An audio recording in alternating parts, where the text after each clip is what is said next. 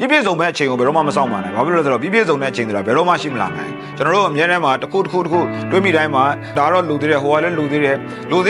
နဲ့ကိုယ့်အကိုစတင်ရမယ့်စာအချိန်ဆွဲပြီးတော့နေတယ်လို့ရှိတတ်ကြတယ်တကယ်မှာဘာလို့အောင်လဲဆိုတော့စစရာရှိတာစားဖို့ဖြစ်တယ်ပြည့်စုံတဲ့အချိန်လို့ခေါ်တဲ့ perfect time ကိုစောင့်နေသည်ပဲကာလပတ်လုံးကျွန်တော်တို့အသက်သာကြီးွားလိမ့်မယ်ဘာမှဖြစ်လာအောင်မဟုတ်ဘူးအရေးကြီးဆုံးလိုအပ်တာပါလေပထမခြေလှမ်းကိုစားဖို့ဖြစ်တယ်ပထမခြေလှမ်းကိုစားလိုက်ပြီးလို့ရှိရင်ကျွန်တော်တို့အတွေ့အကြုံတွေရလာမယ်ပြီးလို့ရှိရင်ကျွန်တော်တို့စားဖက်တဲ့နေရာတင်တက်တဲ့နေရာနေပြီးတော့မရတဲ့အတွေ့အကြုံတွေအဲ့ဒါတွေကိုကိုယ်တိုင်သင်ယူလို့ရလာမယ်ပြီးလို့ရှိရင်ပတ်ဝန်းကျင်မှာကိုယ်ကိုသင်ပြပေးနိုင်တဲ့လူတွေတွေ့လာမယ်နောက်ထပ်အဆက်အသွယ်တွေရလာမယ်အဲ့ဒီကနေပြီးတော့ပို့ပြီးတော့အရေးပါတဲ့နောက်ထပ်ခြေလှမ်းတွေကိုဆက်ပြီးတော့လှမ်းပစ်လာလိမ့်မယ်အဲ့တော့ကျွန်တော်တို့အခုချိန်ကပထမဦးဆုံးခြေလှမ်းကိုလှမ်းဖို့အတွက်ကိုတကယ်မှန်ကန်တဲ့ချိန်ဖြစ်တယ်အဲ့ဒီပထမဦးဆုံးခြေလှမ်းဆိုတာဘာလဲဆိုတာကိုသာဆုံးဖြတ်ပါပြီးလို့ရှိရင်စားစရာရှိတာကိုစားပါကျေးဇူးအများကြီးတင်ပါတယ်